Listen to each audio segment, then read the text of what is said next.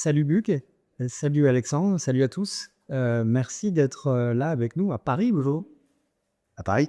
Ouais, bah, merci, bonjour à tous, hein, c'est super de vous retrouver, on est dans un café, on se retrouve ici, puis avec, toute notre audience, qu'on dont on va parler, Europe et Amérique latine, top. Ouais, et effectivement, je crois que c'est la première fois qu'on est tous les trois dans la même pièce. Et ça, on se connaît depuis un moment hein, sur LinkedIn. Ça se compte en AD désormais. Donc, ta venue en Europe nous donnait cette occasion. Donc, l'idée, peut-être, pour ceux qui ne te connaîtraient pas encore, ce serait de te présenter en quelques mots. Bah, en quelques mots, donc effectivement, je suis français et vous avez retrouvé avec l'accent, en général très parisien, mais ça fait 25 ans que je vis en Amérique latine, où j'ai fait à peu près, 40 ans en Argentine, là maintenant 10 ans au Chili. Et aujourd'hui, en fait, je suis vu en Amérique latine comme une des références sur tout ce qui est justement insurtech et tendance, transformation, innovation. Donc effectivement, on a un peu votre travail chacun à notre façon.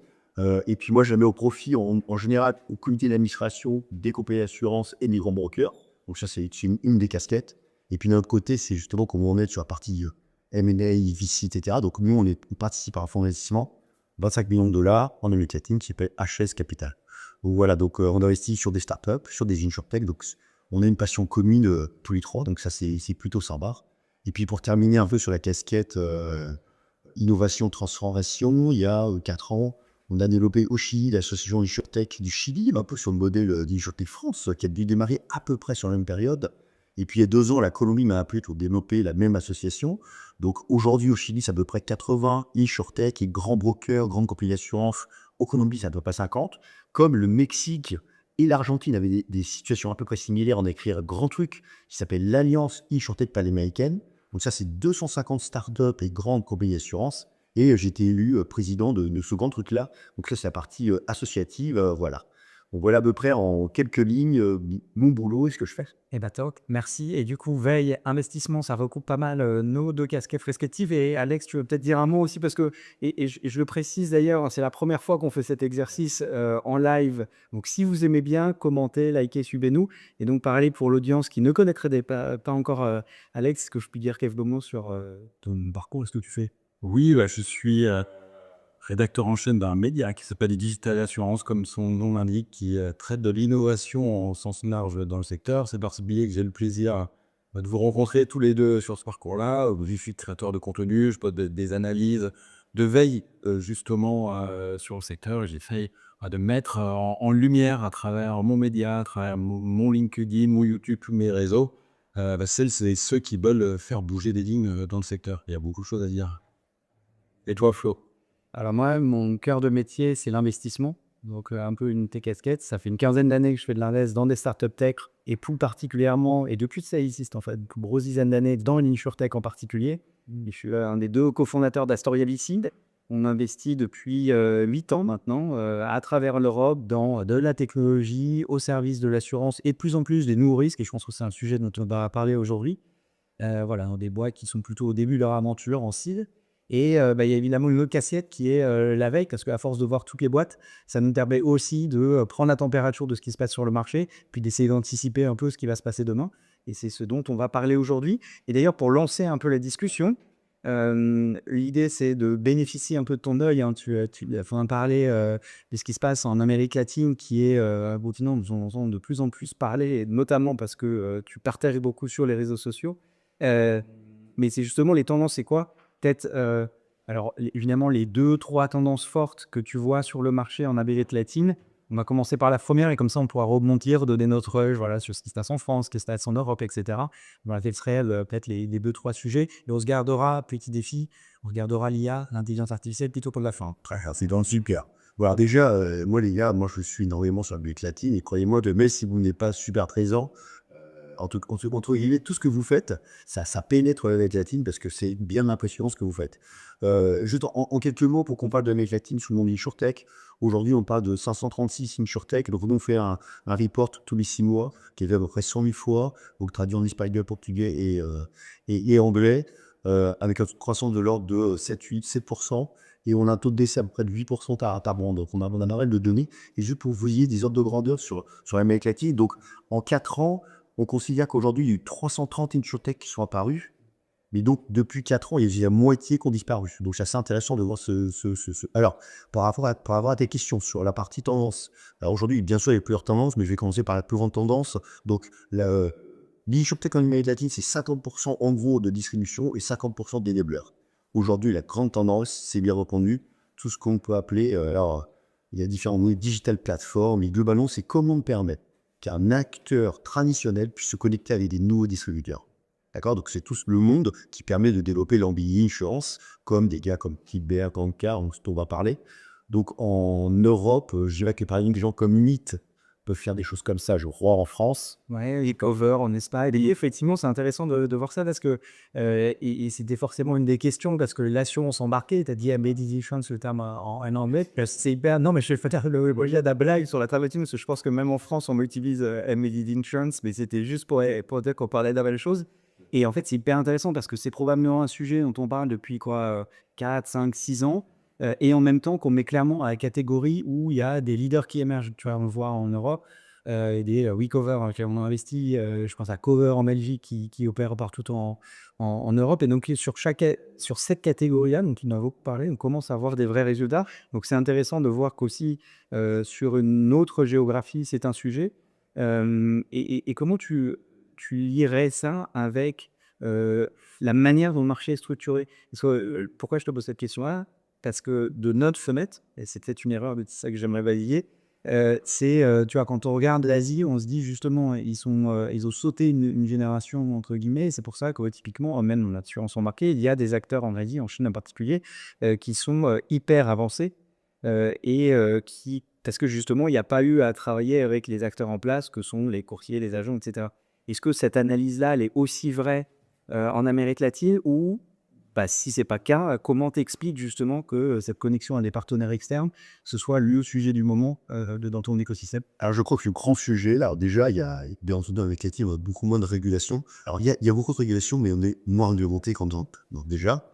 Et on a quand même des noms qui font frisson.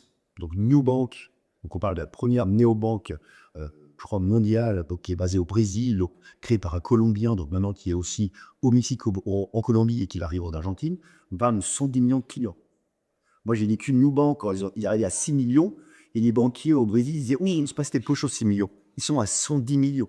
Donc, quand ils commencent à se lancer dans l'assurance avec Chubb Studio, là, ça commence à bouger. Et puis moi, qui viens d'Argentine, on a un autre nom qui est Mercado Libre. Donc, Mercado Libre, c'est la plateforme e-commerce, c'est le Amazon que vous connaissez tous. Sauf qu'aujourd'hui, Mercado Libre, 50% de ses revenus, c'est des services financiers, qui s'appellent Mercado Pago. On bat de 80 millions de clients. Donc, sur différents pays. Et Mercado Pago, que vous connaissez très bien, a commencé à développer de l'assurance, donc plus de 10 millions de clients, et notamment avec une des insurtech qui s'appelle Climber, qui est des insurtech argentines. Et donc, d'un seul coup, les acteurs traditionnels qui se basaient sur le canal super traditionnel d'intermédiaires qu'on connaît tous, petits intermédiaires parents, se disent, mince, il y a des nouveaux canaux de distribution qui apparaissent, et je n'ai pas la tech. Donc, pain, douleur, et effectivement, c'est là où émergent des solutions. Et quand c'est intéressant cet exemple de Mercado Libre, parce qu'on en a parlé au roi le jour avec la levée du Walla en Argentine, nos grosses fintech argentines, ils ont levé encore quasiment 200 millions, et c'est Allianz qui lead ce tour. Et ça résonne avec une tendance qu'on voit en Europe, c'est-à-dire que les corporates, aujourd'hui, on sent qu'ils veulent plus simplement investir pour investir et faire des opérations financières, mais pour capitaliser sur la tech en place, en fait. Et Allianz, qu'est-ce qu'ils vont faire avec Cola? En fait, ils vont câbler leurs produits en mode embedded. Donc, je vais avoir ton regard sur ce deal, sur la très grosse balance. Ouais, alors, c'est très très bonne question. Alors, déjà, Allianz, comme il est investisseur avec Allianz X dans Walla, je pense que le gars de Walla dit ce qui serait bien, c'est qu'on mette les produits d'Allianz, il va falloir qu'il y ait un deal entre les deux. Donc, déjà, c'est le premier truc. Donc, Walla développe l'assurance avec un gars qui s'appelle Joaquin Richards, qui est un ex-New Bank, qui a développé l'assurance de Walla, en fait, et Walla, globalement, apparent en Amérique latine, et le benchmark, c'est Mercado Pago. Donc, en fait, ils sont tous en train de se regarder, et qui débarque de façon massive depuis 18 mois, quelqu'un que nous ne connaissons pas, qui s'appelle Revolut. Et je pense qu'à vos auditeurs, ils connaissent très bien Revolut. Et Revolut arrive sur 7 marchés, je crois. Colombie, Brésil, Mexique, Argentine et Chili, je crois.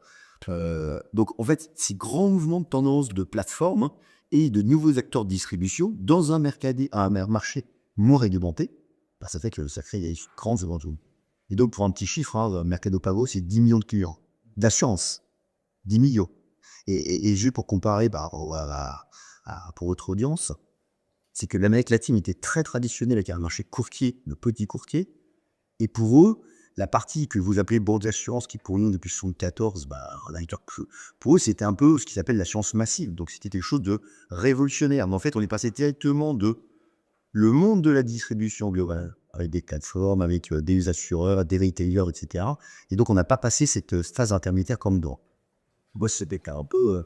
Et si, et en fait, et ça résonne vachement, les ondes que tu penses sur une banque. Évidemment, nous aussi, un excellent exemple de fintech, de Neobank qui a été qui a été un énorme succès. Et ça résonne aussi avec, quand on parle d'assurance embarquée, on dit souvent que la banque assurance, justement, et donc là, je parle de la banque assurance traditionnelle, en fait, c'est le premier exemple un peu historique de l'assurance embarquée. Et le défi aujourd'hui, notamment dans la banque assurance, c'est avec la digitalisation des plateformes en elles-mêmes, avec les néobanques, comment la tech va permettre justement de faire basculer ces néobanques-là et la banque assurance en elle-même dans le monde du digital où tu as pu le conseiller face à toi.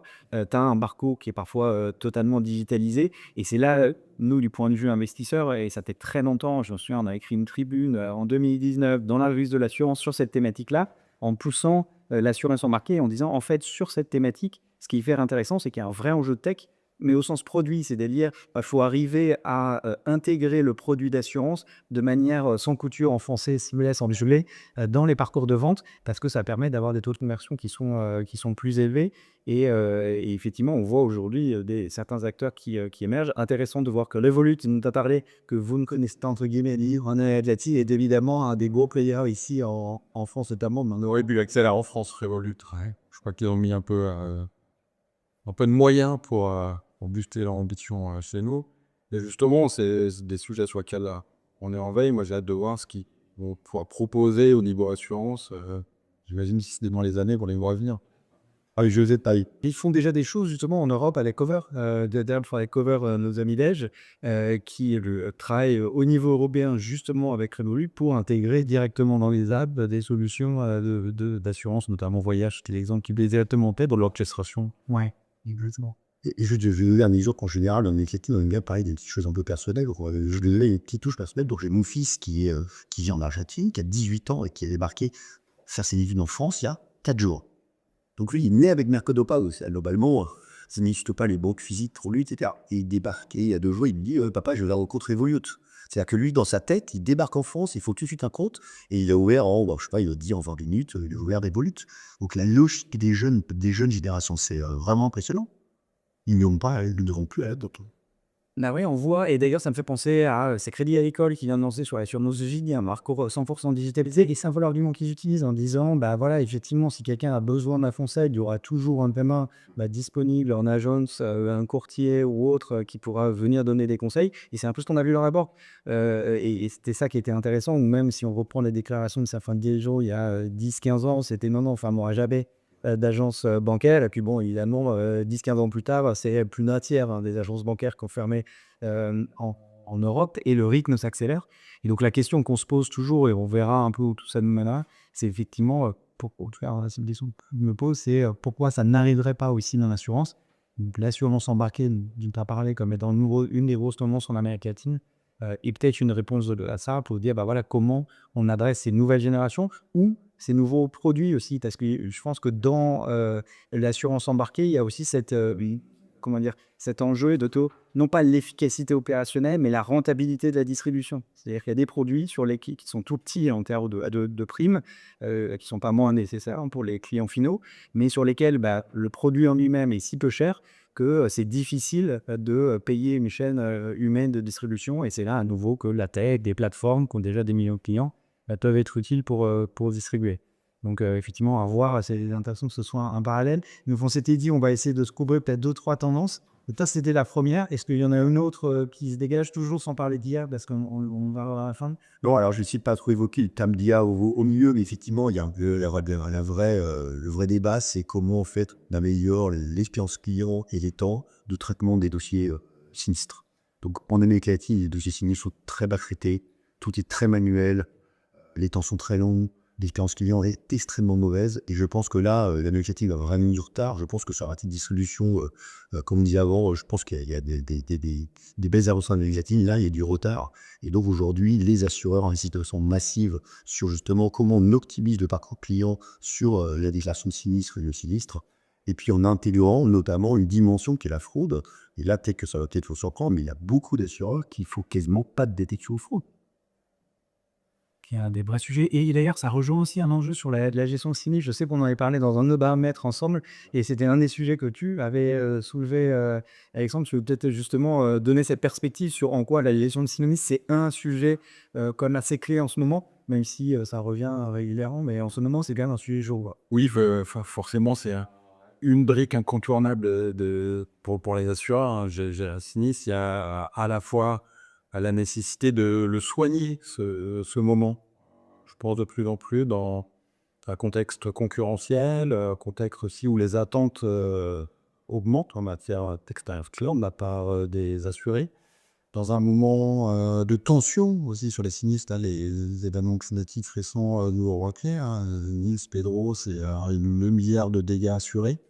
Quelques jours, c'est 300 000 sinistres qui sont ouverts, qu'il faut pouvoir absorber ça.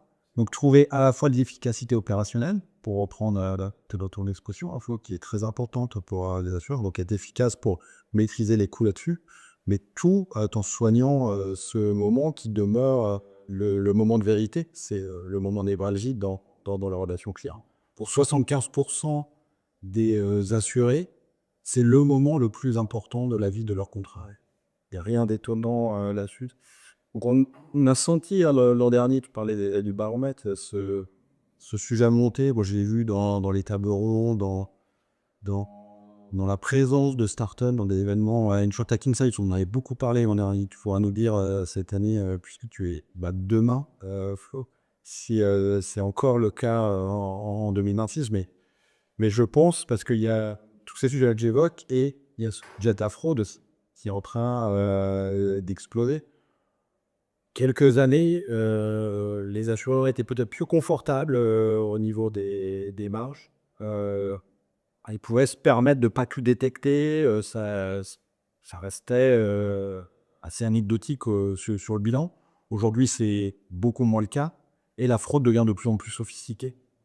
Je vais te parler un peu d'intelligence artificielle là, mais l'IA générative, ça permet n'importe quel kidam de se muer en fraudeur professionnel aujourd'hui. Les outils se développent à une vitesse fulgurante. On peut faire des documents, des vidéos aujourd'hui. On a plus grosse échelle du social engineering qui est industrialisé.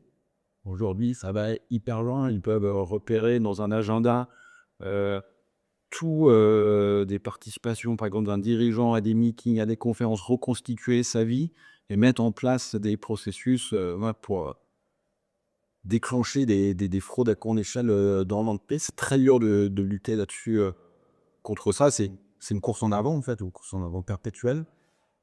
Donc, ouais, gros sujet à plusieurs dimensions la fraude.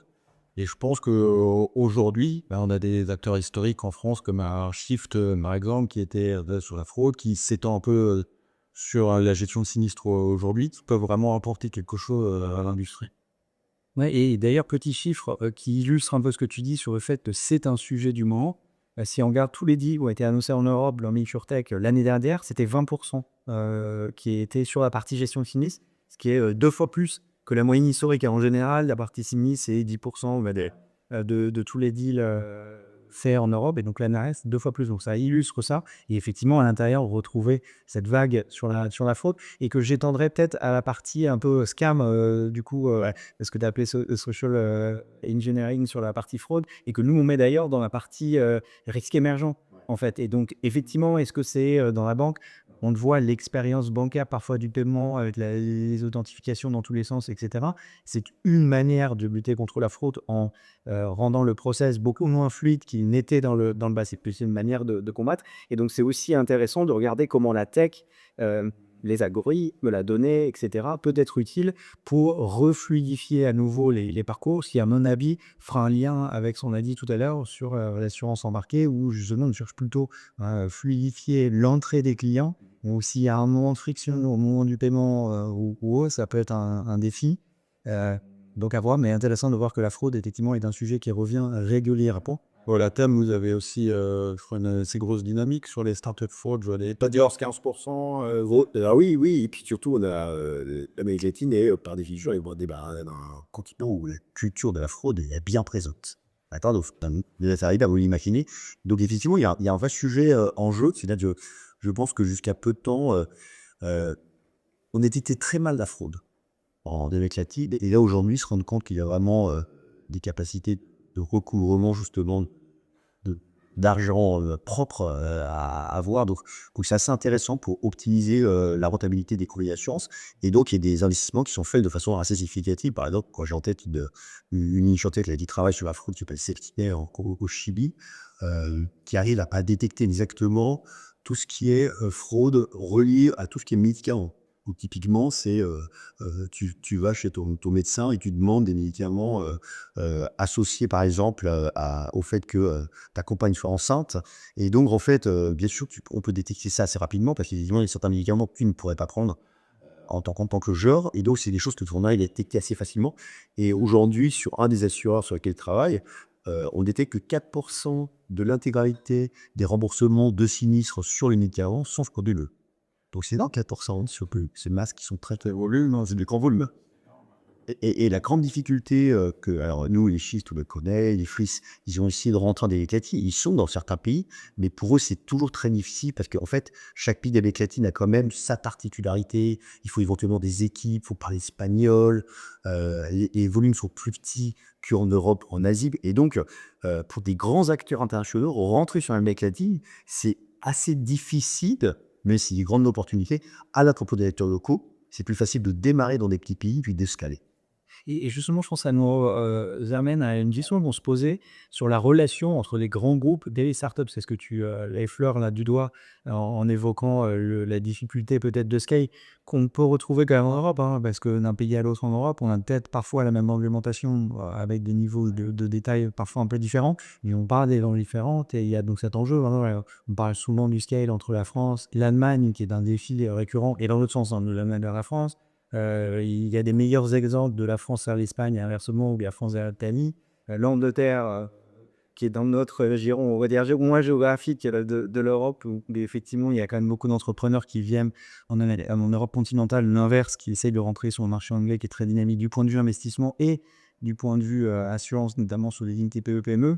Mais voilà, donc on se posait cette question de se dire, tiens, est-ce qu'il y a un pattern que tu vois en Amérique latine et est-ce qu'il y a des comportements dont on pourrait d'ailleurs nous-mêmes tirer des leçons et garder des bonnes pratiques qui s'y font un peu gros groupes et startups? Alors, je ne sais pas si c'est bonne pratique, mais il y a quelque chose que je vois qui est très différent, c'est qu'en Europe, tu as pas eu assez rapidement des grands acteurs qu'on va appeler des neo-insurers. C'est globalement des assureurs digitaux directement, des types Alan, hein, qui ont fait une levée de fonds fabuleuse. Hein. C'est cool de conduire millions, 100 millions encore. Donc, assez fabuleux chez FALM. Et puis, chaque pays en Angleterre, en Allemagne, etc. Donc, on a pas mal d'acteurs qui sont venus un peu concurrencer, on va dire, le secteur traditionnel assureur européen.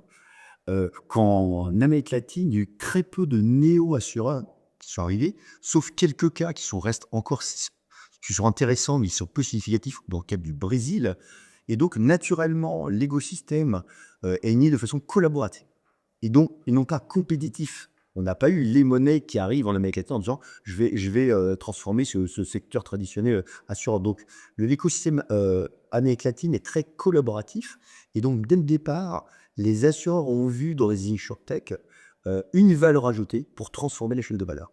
Et donc, pour moi, ça, c'est quelque chose d'assez remarquable. C'est pour ça qu'aujourd'hui, quand je vous parlais des alliances insurtech pan-américaines, donc c'est 4 pays, on va faire entrer le Brésil et d'autres pays qui travaillent ensemble. On a 250 entreprises, dont à peu près 30 à 40 grands groupes internationaux, les MetLife, disons que vous connaissez très bien, des Cardiff, qui sont dans cette alliance insurtech pan-américaine et qui travaillent et collaborent avec les insurtech. Donc ça, pour moi, c'est quelque chose d'assez intéressant.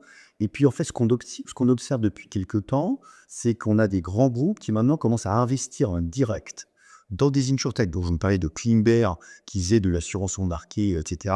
Donc, MetLife investit avec un 20% aujourd'hui avec Cleanbear. Ça, c'est assez intéressant.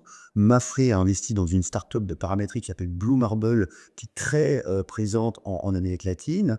On a GNP, donc RENEP, au Mexique, premier acteur mexicain. Donc le Mexique, c'est un gros pays, ça doit être 150 millions d'habitants, quelque chose comme ça, qui vient justement d'investir cette semaine 10 millions dans une insurtech de santé.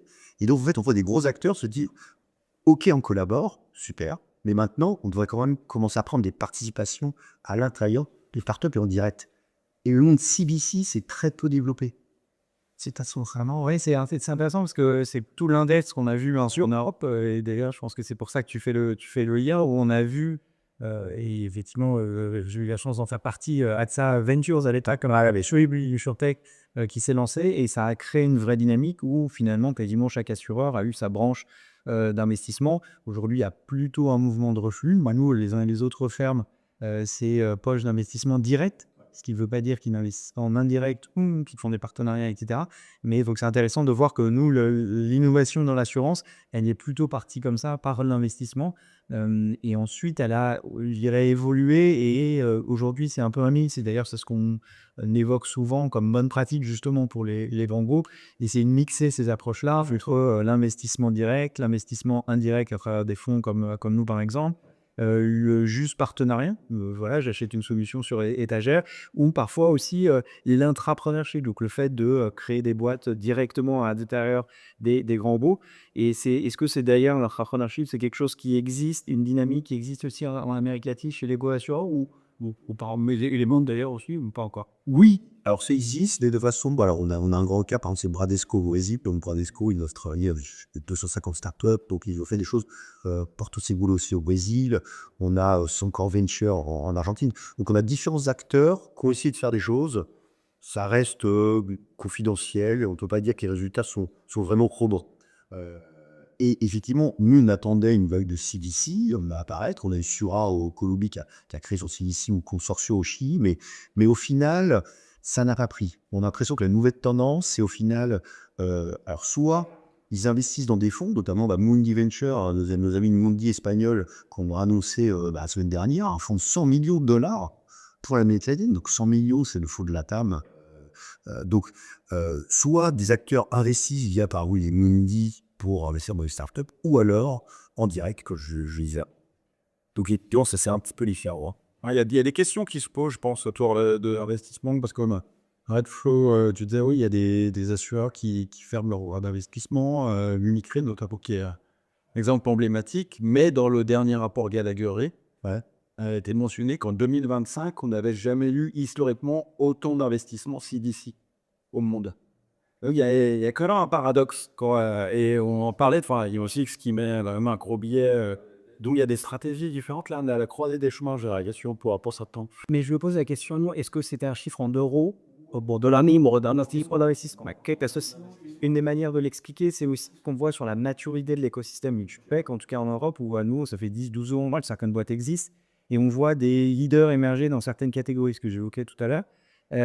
Et en fait, les grands groupes ont tendance, par simplicité probablement, et par compréhension du business aussi, évidemment, d'investir justement dans des boîtes qui sont plus matures. C'est plus facile pour un grand groupe d'investir en une boîte qui a des chiffres, qui peut démontrer son business model, qu'elle fonctionne et qu'elle apporte de la valeur à la chaîne de valeur de l'assurance, que d'investir voilà, sur une boîte plus jeune. Et ça, c'est le métier de spécialiste, d'investir au tout début pour se lancer, trouver bon produit, trouver les premiers clients, etc. etc. Et donc, je me demandais, c'est d'où ma question, est-ce que c'était en nombre ou en euros, sommet trébuchant? Parce que si c'était en euros, ça pouvait aussi s'expliquer par ces catégories leaders qui lèvent beaucoup d'argent et qui attirent aussi les grands groupes qui sont plus familiers avec ce type d'investissement-là. On a un petit mot sur la collaboration moi, qui m'intéresse énormément parce que tu dis c'était dès le départ, il y avait naturellement, c'est né comme ça, cet esprit collaboratif. Mais dans les faits, est-ce que ça se met en place facilement? Parce qu'en France, on peut dire aujourd'hui, Il y a eu 2 phases d'InsurTech, on va dire qu'elle a 10 ans aujourd'hui, elle date avec ses 10 ans cette année. Il y a eu cette première phase où il y a eu beaucoup de défiance. Il y a eu, tu parlais de Lemonade, en France aussi, on a eu des acteurs qui sont venus un peu bousculer l'écosystème avec des discours qui étaient parfois très, très, très, très forts aussi, l'idée de renverser un peu l'ordre établi. Donc il y a eu cette période de défiance. Je pense depuis 4-5 ans, ça s'est beaucoup calmé. Il y a même un regard qui est très différent, on pourra reparler, mais de l'écosystème corporate sur les néo-assureurs. Ça a beaucoup changé. Les victoires d'Alain sur le terrain de la PSC, les succès d'Arachil, par exemple, également, je pense que ça contribue à changer la vision. Mais aujourd'hui, on voit malgré tout, au Flow, ça va être la même chose avec les startups avec lesquelles tu travailles. C'est un sentiment général de frustration, à savoir que, ne serait-ce que pour déclencher un POC avec un assureur, aujourd'hui, on est sur un horizon de 18 mois. C'est très long. Donc, je voulais savoir comment c'était. J'ai bien mis ta notion de croix des chemins, et effectivement, c'est aussi ce que tu disais, Flo, c'est... J'ai pas l'impression qu'on a trouvé au niveau mondial le bon business model. Est-ce qu'on investit, est-ce qu'on passe par un fonds d'investissement, est-ce qu'on fait que de la collaboration? Je pense qu'on est tous un peu en train de se tâtonner. Alors, moi, je vais prendre, tiens, curieusement, souvent, je vais prendre un peu la défense des assureurs cette fois-ci. Moi, ce que j'observe dans l'Amérique latine, c'est que souvent les startups sont arrivées, nous, on a une maturité un peu plus courte, hein, peut-être 5-6 ans, il y a des choses comme ça. Et en fait, les insurtech sont venus avec, oui, on a une solution transformante, on va créer de l'impact, etc. Et puis moi, j'ai vécu en interne, en étant des assureurs, à faire collaborer des assureurs avec des startups, des insurtech. Et au final, nos assureurs sont peut-être de temps en temps un peu plus durs. Des startups ou insurtech n'ont pas non plus la solution magique, fabuleuse du jour au lendemain. C'est-à-dire, globalement, je pense qu'on doit tous, les deux parties, aussi bien les assureurs traditionnels, les gros brokers, et puis les startups, je pense qu'il faut qu'on ait tous l'humilité de savoir comment travailler ensemble. Et cette chimie-là, elle n'est pas simple. Je pense qu'elle n'est pas complètement résolue, pour dire clairement les choses. Alors, peut-être qu'en Europe, l'assureur est haut, et puis l'InsurTech a tout de suite la bonne solution, etc. Nous, on a marketing, je pense que c'est pas ça. Je pense qu'on a une responsabilité 50-50. Et je pense que ce qui va être très changeant, c'est quand justement, et là c'est ce qu'on observe actuellement, des grands, des personnes de talent, des compagnies d'assurance commencent à créer des insurtech. Quand des insurtech, des entrepreneurs vont commencer à rentrer dans les compagnies d'assurance, ça va créer en fait une culture qui va permettre justement d'améliorer cette collaboration. Moi, je pense que là, on a 50-50 de responsabilité. Je pense c'est intéressant parce que je pense qu'il y a un peu de méfiance aussi, à nouveau, pour ça fait aidant et c'est ce que tu as dit tout à l'heure. Tu as dit, on n'a pas eu les monnaies qui est arrivé, qui a débarqué sur le marché, qui a dit, attends, je vais vous expliquer comment on fait. Et je pense que ça, c'est ce qu'on a payé sur l'écosystème InsurTech en Europe, où la première vague a mis un petit peu tendance des populaires entrepreneurs à avoir cette espèce d'insolence en fait au départ. Qui a été vérifié pour certains, mais qui n'a pas été vérifié pour d'autres. Et du coup, je pense que ça a été un peu un défi pour l'écosystème au moment du retournement de marché, de 2022, 2023, 2024. Et j'ai le sentiment qu'on a plutôt atteint ce que Gartner présente comme le plateau de la productivité, qui est cette espèce d'équilibre où, en fait, je pense que tout le monde a bien compris que tout n'était pas excellent dans les startups, mais qu'à l'inverse, tout n'était pas acheté. Et voilà, la première phase, c'était tout est excellent, tout est merveilleux, les startups vont discuter. Je me souviens d'un grand assureur français qui parlait de je cherche le Uber de l'assurance, donc c'est de 14. Voilà, là c'était plutôt l'inverse, c'est le plus startup de la valeur, NutureTech, ça sert à rien, etc. Et aujourd'hui, on a une sorte d'équilibre où il y a même des grands groupes qui ont racheté des startups qui continuent à exploiter d'ailleurs les marques ou les startups qu'elles ont achetées. On a l'inverse aussi, il y a les deux. En France, j'ai un exemple en tête, ils ont gardé la marque. En Angleterre, à l'inverse, ils viennent de tuer récemment la marque pour mettre tout ça sous le nom de l'acquéreur final. Et puis après, il y a aussi une bascule, je dirais, entre les startups que tu as présenté comme les néo-assureurs, donc ceux qui vendent des produits d'assurance, qu'ils soient d'ailleurs courtiers MGA ou assureurs de plein exercice. Et puis en fait, il y a ceux qui vendent de la tech aux assureurs. Et eux, par définition, c'est du partenariat. Et là, malheureusement, on retourne sur ce métadie, les process de vente. Alors nous, on est un peu plus conservateur. On dit toujours à nos startups en portefeuille, il faut prévoir 24 mois de vente. C'est pour les top solutions quoi, qui fonctionnent quand même. Donc ça, c'est un fit. Et d'ailleurs, ça nous amène, on en parlait depuis tout à l'heure, de l'IA, et je pense qu'il y a peut-être un endroit où ces process de vente sont un tout petit peu plus rapides que les 18 mois que les mois ou les 24 mois que nous on prend comme benchmark. C'est évidemment l'IA dans l'assurance. Alors, question un peu bête pour toi, mais est-ce que c'est un sujet aussi en Amérique latine ou pas encore? Alors, je vais te répondre, mais en fait, tu m'as cité avec le 18 mois et le 24 mois là. Et je me suis dit, et moi, qu'est-ce que ça m'avait dit, c'est ça, bon, ben, t'es d'accord, mais je vais te donner un chiffre. Je pense qu'on est plutôt sur l'ordre de 9 à 12 mois. Et déjà, nous, ça me paraît très, très long. Donc, c'est intéressant. Et voilà. Donc, quand j'ai des startups, nous, on est plutôt sur les sites de 9 à 12 mois. Donc, voilà. Donc, comme ça, on part avec, je vais avec un chiffre en tête. Mais est-ce que ça, justement, parce que j'ai des Enrich l'IA, tout est en gros de l'IA. juste avant l'IA, mais même tu as des startups qui sont dans l'IA aujourd'hui, qui développent des solutions pour des besoins immédiats, mais on connaît le cycle d'une startup, elle a besoin quand même rapidement de pouvoir générer des revenus, hein, c'est sa survie qui est en jeu. Moi, je me demande aujourd'hui, en matière de conseil, est-ce qu'il faut conseiller à une startup d'aller chercher des premiers revenus ailleurs qu'en France? Ah, quelle question. Si, tu vois, par exemple, en Amérique latine, tu as des cycles plus courts, tu as un marché, comme tu le disais, qui est là. Est-ce que, pour commencer, ça peut pas être une idée? On rappelle qu'à l'époque, un Shift avait trouvé ses premiers leviers à Singapour et au Mexique. Bah, j'ai parlé avec une startup récemment, j'ai oublié le nom, malheureusement, ça va peut-être me revenir, qui est française et qui commence déjà à développer des produits. De mémoire, il y a un produit au Mexique et en République dominicaine. Et en fait, bah, il a réussi déjà directement à l'implémenter, donc c'est assez intéressant. Parce qu'en fait, oui, si on a la capacité de parler espagnol, clairement pour l'Amérique latine, et brésilien et portugais pour le Brésil, hein, si on n'a pas la langue, c'est vraiment un red flag direct. Mais sinon, effectivement, je pense qu'il y a des grandes opportunités hein, sur l'Amérique latine, parce que là, alors là, par contre, et on va venir sur le thème sur ce que je vais te dire, c'est des blue oceans, des océans bleus. On parle d'océan bleu en France? Ouais, d'accord. Donc, océan bleu, clairement, parce que il y a des, par exemple, je peux donner toujours ce que je mentionne toujours, je crois qu'il y a moins de 2% des insurtech qui travaillent sur les PME. 2% des 526, ça avance de 2-3%, qui travaillent sur les PME. Si globalement, vous rentrez dans un marché pour travailler avec une solution PME, vous êtes tout seul. Il n'y a pas de concurrence. Hein. Donc, imaginez le. Donc, effectivement, je pense que l'Amérique latine est un endroit où il y a des grandes opportunités parce qu'il n'y a pas de concurrence. Vous allez avec votre solution, il n'y a pas de concurrence. Et puis, ce qui est assez intéressant, il y a deux acteurs, par exemple, au Pérou, au Pérou, vous dites c'est un pays, oui, c'est un pays dont on habite tort. Vous avez deux grands acteurs là qui est Pacifico. C'est des acteurs qui doivent faire entre 1 et 3 milliards de primes par an. C'est pas petit, hein. Ils n'arrivent pas à tirer des startups et des tech. Qui a emballé au Pérou? Donc c'est assez intéressant. Hein. C'est globalement, surtout sur les marchés, avec des grands acteurs, je sais Cherchour, puisque je sais que Pacifico et Ribac travaillent avec quelques startups. Mais pour eux, c'est pas évident d'attirer des startups pour aller travailler dans ces pays-là, alors qu'il y a des assureurs de taille. Dites, hein. Ouais, mais je pense oui. Donc oui, Airbnb, de dire que c'est plus français, je commence en France, il faut absolument que j'ai mes premiers revenus en France avant d'aller voir ailleurs. C'est la roadmap intuitivement qu'on se fixe. Mais je me demande, je ne sais pas si c'est une réponse, une alternative pertinente ou crédible, mais s'il n'y a pas une manière d'explorer une autre voie pour des startups qui n'arrivent pas justement à crotter, à déclencher suffisamment un peu plus assez. Je crois que la médiation est une zone d'opportunité.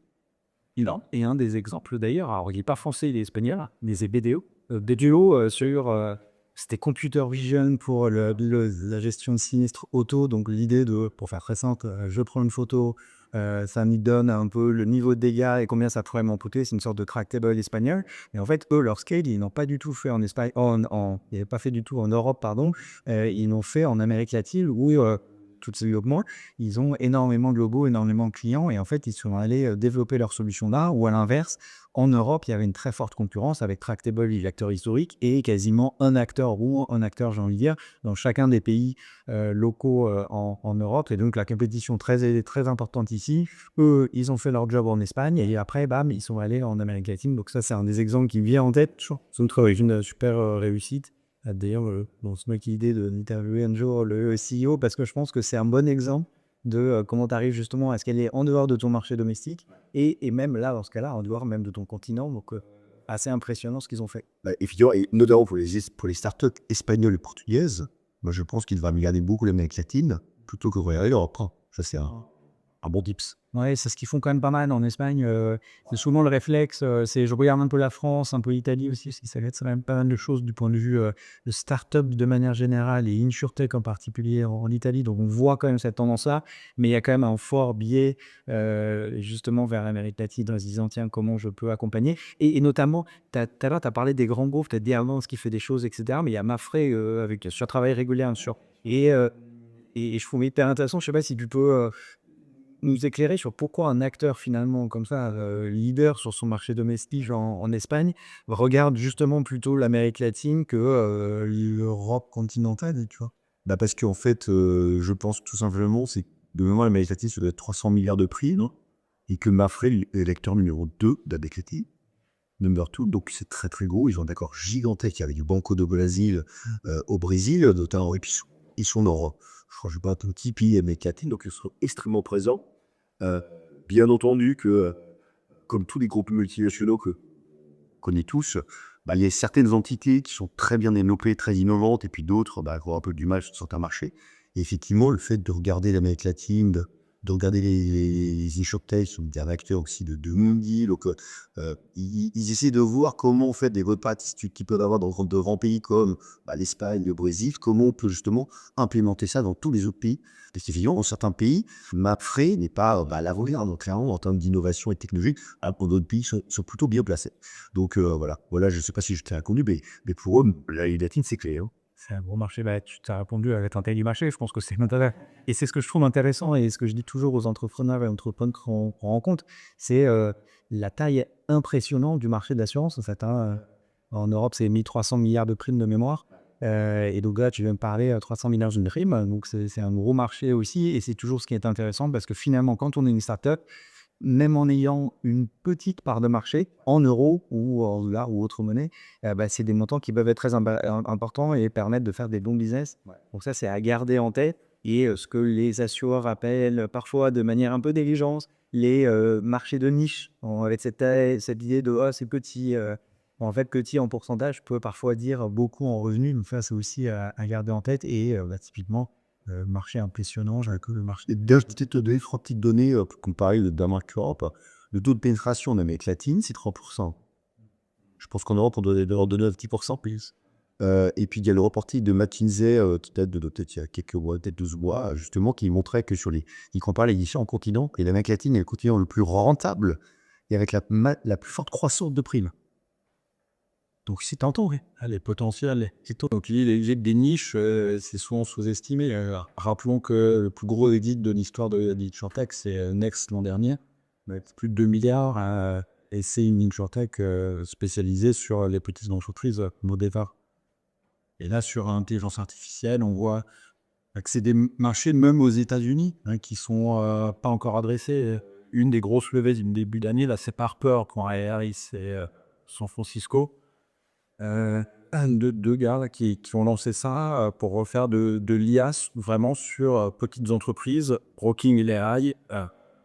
Et bon, bah, ce qu'ils disent, oui, c'est le constat, c'est que c'est encore très obsolète. Les process, assurer des petites entreprises via des systèmes de courtage très traditionnels, peu équipés, peu digitalisés. Il y a vraiment tout à faire, tout à aller capter sur ces niches en fait qui sont plus que des niches. Oui, des marchés littéralement intéressants. Et du coup, je fais une transition parfaite avec. Enfin, on a réussi à repousser voilà, faire les vagues pour la droite là, sur la partie IAM et tout. Voilà, et effectivement, on en parle, tout le monde en parle, toute industrie confondue et en particulier dans l'assurance. Et on sait très bien sur les raisons, c'est pour nous le sujet qui marche le mieux en son vrai. Dès qu'on fait une publication autour de l'IA dans l'assurance, boum, c'est un carton. Mais du coup, c'est quoi, quelle forme ça prend? Je dirais en Amérique latine, tu vois, si tu veux peut-être dégager une tendance ou un cas d'usage, une partie de la chaîne de valeur peut-être qui est plus avancée. Non, sur l'Amérique latine, je trouve que de mon expérience, avec beaucoup d'assureurs, vraiment, je pense que l'Amérique latine est en retard sur l'IA. Alors que je vais séparer mon discussion, on va dire, en deux blocs. Enfin, simple, hein, on a l'intelligence artificielle, pour dire traditionnelle, avec le machine learning, tout ce qu'on fait depuis 15 ans. Et puis, c'est aussi depuis 2023, avec l'intelligence artificielle générative, et puis le monde agentique. Voilà. Donc, moi, je pense qu'il faut qu'on sépare les deux blocs. Sur le premier bloc, l'Amérique latine est, de mon point de vue, plutôt en retard, et je pense que l'Europe est beaucoup plus en avance. Mais tout le monde travaille sur ces sujets-là, notamment de structure de base de données, le data mesh, etc. Donc, il y a pas mal de choses qui se font, mais aujourd'hui, on ne peut pas dire que la médiatine est au top sur les assureurs en termes d'AI traditionnels. Sur l'autre partie, alors tout le monde en parle, moi je vois pas grand-chose pour dire les choses concrètes, sauf sur les startups, où effectivement pour eux, pour aller les startups, à en intégrer de la gentille à l'intérieur, c'est très très facile. On a un cas, justement, ça je peux me suivre, je suis physicien, mais lycée InsurTech, donc sur la liquidation de sinistres. Donc Zurich Chili, sur l'assurance santé, il faut liquider 4 millions de sinistres par an, des 4 millions. Et plus d'1 million, alors le chiffre c'est supérieur, mais c'est officiel, donc 1 million, je parle d'1 million. 1 million est liquidé end-to-end digital par une startup qui s'appelle Lycée InsurTech, et qui est justement analyse de documentation, extraction des documents, filtre, des gestions end-to-end. Donc c'est plutôt pas mal, et ces startups-là, Lisa, arrivent à avoir des taux de conversion de l'ordre de 60 à 70% sur certains cycles en termes de end-to-end digital. Donc c'est plutôt pas mal, mais effectivement, toutes les startups aujourd'hui, je trouve, gagnent en efficacité, en performance, en intégrant de l'Atlantique. Voilà à peu près ma vision. Je ne sais pas ce que vous en pensez par exemple. Europe, gros sujet. L'IA, tu dis, on est en retard en Europe, en France. Moi, je parle pour la France que je connais bien. On ne sait pas où on va, en fait, en matière d'IA. Pourquoi? Parce qu'on est face à une technologie qui se développe avec une célérité jamais connue. Ok, on a eu Internet, la bulle Internet, on a vu arriver, mais on est resté longtemps au 5 ou 6 là quand même, au VM. On a eu le temps de prendre ses marques et de voir ce qu'on pouvait en faire et quoi faire avec. Là, ça va extrêmement vite et ça va à l'encontre de l'ADN des assureurs qui sont par nature précautionneux, averses au risque. C'est très vertueux dans un métier comme celui-ci où justement il faut être en mesure de bien comprendre tous les paramètres du risque. Mais là, ça les force à aller très vite vers quelque chose d'inconnu. Donc en fait, ça ne matche pas avec leur ADN. On a la tête des entreprises, encore une fois, c'est pas une critique, hein, c'est un constat, mais on a des gens qui sont forcément technophiles, hein, c'est des gens qui se laissent traîner un métier d'assureur, mais pas de tech. Et là, aujourd'hui, on est dans une autre dimension, hein, on n'est pas à brancher, en train de parler de LNN, d'Atlantique, comme tu y es, Twitter. Donc pour eux, c'est très compliqué. Et il y a très clairement aujourd'hui cette incapacité à insuffler une vision du haut vers le bas. C'est-à-dire que des directions, des comex ne savent pas quel cadre donner, quelle gouvernance donner et quelle vision donner. Donc ce qui se passe en fait, il y a des gens très brillants dans les entreprises qui prennent le sujet en main, que ce soit la direction marketing, que ce soit la TSI, que ce soit les RH aussi, parce que c'est un énorme sujet RH, qui prennent les choses en main mais qui n'ont pas cette marge de manœuvre pour déployer une stratégie à l'échelle groupe. Donc, ils vont expérimenter des choses dans le coin, c'est déjà très bien, mais ça manque d'unicité. Et donc, chacun fait un peu des choses dans son coin, et surtout, personne ne sait vraiment où on va. Et donc, le problème, il se situe là en 2026, avec énormément de questions qui se posent, et on est bien au-delà d'un sujet purement technologique. Vous voyez bien. Ouais, mais justement, moi, j'ai une vision un peu différente, et c'est peut-être parce que justement, j'ai l'habitude d'investir très tôt que, en fait, et c'était dit devant l'avocat, c'était changement de paradigme pour l'IA, et justement, le point de départ, c'était cette idée de se dire que, pour le coup, sur cette vague tech, les assureurs ont un comportement très différent d'habitude. D'habitude, c'est toujours la même chose. Il y a une nouvelle tech qui émerge, on la regarde, on essaie de les construire en interne. Pour plein de raisons, ça ne fonctionne pas. Et donc, on bascule vers l'extérieur. On va se servir 24, 36 mois plus tard sur une solution qui fonctionne sur le marché. Et entre-temps, on a perdu un petit peu de temps. Parce que, notamment, du point de vue RH, gros enjeux pour attirer talent tech et aussi et surtout les retenir. L'exemple que je prends tout le temps pour nos éditeurs français, un grand acteur de l'assurance qui, en 2014, je crois, a annoncé son Data Innovation Lab. 2018, 4 ans plus tard, il était fermé. Et ça a donné quoi? Ça a donné les CEO et fondateurs de Shift, Contev, Zelros. Donc les plus belles startups InsurTech en France sont issues de Descartes aussi, sont aussi issues de ce périmètre-là. Donc difficile de retenir les talents. Et donc une fois qu'on a dit ça, c'est le pattern habituel. Et en fait, sur l'IA, justement, moi, je le vois de façon positive, c'est-à-dire que tout le monde bouge dans tous les sens. Alors, allez, je partage ton opinion qui est de se dire, on ne sait pas bien où ça va, ça, je suis d'accord. Mais à l'inverse, et pour la première fois, il y a plein de thèses dans tous les sens. Et surtout, il y a des méthodes qui seront complémentaires. À nouveau, évidemment, on voit des acteurs de l'assurance qui reprennent leurs réflexes habituels de attends, je vais le faire mais en interne. Ça existe. Mais ce qui existe aussi, c'est de travailler avec des startups. Là, parler d'agents IA, c'est quelque chose qu'on voit. Donc, c'est les acteurs qui utilisent l'IA au cœur de leur valeur ajoutée. C'est à peu près la moitié de tous les deals AI dans tech en Europe. Et eux, ils disent, attends, on va co-construire avec les assureurs. Donc là, déjà, on est dans une démarche différente. C'est-à-dire, on est au début de la vague. Et pour autant, les assureurs se disent, je vais travailler avec une startup à l'extérieur pour essayer de co-construire. Et après, il y a le modèle traditionnel d'une AI InsurTech qui, elle, cherche à résoudre un problème en particulier qui vient et là qui tombe dans les process de monde dont on a parlé tout à l'heure, 22 mois en Latam, 18 mois en France, on va dire, puis 24 mois en Europe de manière générale. Et donc, on retombe sur ces différentes pièces de puzzle. En fait, les assureurs cherchent quoi? C'est une vraie question, mais en tout cas, ils le font de manière très complémentaire et très différente. Et ça, je trouve que c'est extrêmement différent. Et du coup, du point de vue innovation, je ne dis qu'à nouveau, et c'est quelque chose que tu as dit tout à l'heure, personne n'a la secret sauce. Personne ne sait quelle est la manière de fonctionner et de réussir dans l'innovation. Donc, probablement, en cherchant beaucoup de choses, en lançant plein d'initiatives, il y a sûrement des réussites là-dedans. À nouveau, je ne suis pas en train de dire que tout va réussir, mais c'est probablement en cherchant dans plein de directions et avec des manières différentes qu'on a les chances de réussite. Et donc, typiquement, est-ce que c'est quelque chose aussi que tu vois, que ces différentes manières de faire autour de l'IA, même si tu as dit, voilà, tu avais plutôt l'impression que c'est des plus dynamiques en Europe que dans... Moi, j'ai un monde qui est un plus unique en Europe, et puis je pense qu'il y a quand même plus de... Il y a beaucoup de talent de l'Acadie, mais je pense qu'il y a plus de talent préparé, notamment en France, sur l'IA. On a vu l'élevé de Yann Leclerc, c'est assez impressionnant. Donc, clairement, oui. Je pense qu'avec la deal est un peu en retard. Il se passe des choses. Oui, il se passe des choses de tous les côtés. Clairement, la méclatine, je ne sais pas non plus par où c'est. Moi, je pense qu'on a là sur ça, on est à peu près, d'accord. Ok.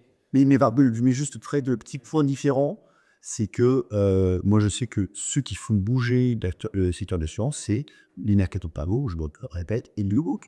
Parce que ces acteurs-là, eux, doivent travailler avec les assureurs et considèrent comme très archaïques. Et donc là, c'est là où il y a du challenge, parce que la distribution challenge le porteur de risque. Ouais, et on retombe sur... et d'ailleurs, c'est ce qu'on voyait depuis le début de l'InsurTech en Europe. La partie distribution, c'est plus de la moitié de tous les lignes. Donc, c'est la partie la plus active en matière d'innovation, de technologie, etc. dans l'assurance. J'ai le mauvais rôle, je suis timekeeper. Si, on va devoir s'arrêter très bientôt. Mais avant de finir, ce qui serait intéressant, on est encore un peu au début de l'année, donc on a le droit de le faire, je crois, de se donner peut-être une prédiction et on va faire un tour de table. Donc, évidemment, toi, avec ta perspective Latam, et puis Alex, aussi dans ta perspective sur voilà, quelle serait la prédiction que tu donnes pour ton écosystème pour cette année. Qu'est-ce que tu attends?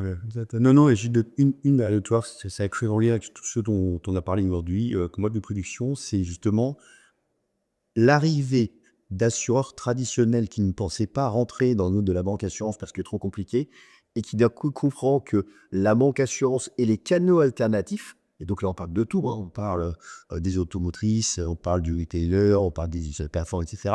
Aujourd'hui Texici. Et donc en fait ce qui est assez intéressant, c'est des acteurs typiques de la banque assurance que je connais très bien, MetLife, Cardiff, etc. étaient globalement 3-4 acteurs qui se battaient pour les deals. Et demain, ils se prennent directement tout le marché. Parce que justement, il y a des solutions tech qui permettent de faire le bridge, le pont entre le porteur de risque et la distribution. Donc ça, pour moi, c'est vraiment la grande tendance qu'il y a pas. À faire un suivi là-dessus, Alex, soit peut-être une prédiction. Il y en a pas mal, mais je vais en retenir une pour faire écho un peu avec ce que je disais.